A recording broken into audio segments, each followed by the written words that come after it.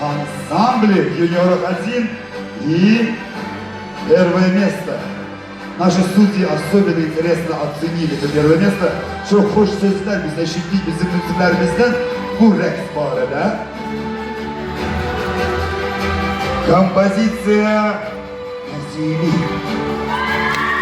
Kaçmaz. İnciler. Azerbaycan. Emine Hanım Haşivan Bedi rehberliğiyle birinci.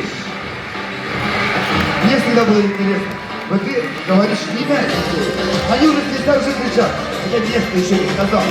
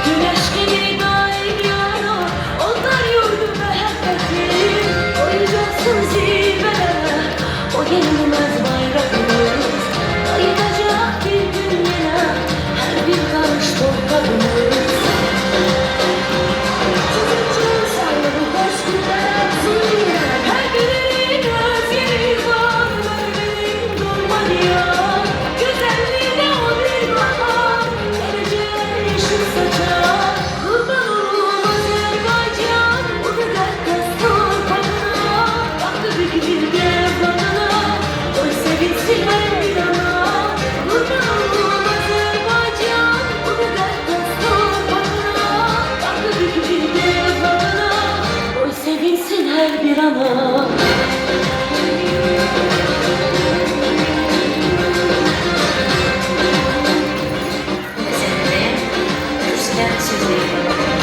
sözü var, hürmeti var ülkelerin arasında.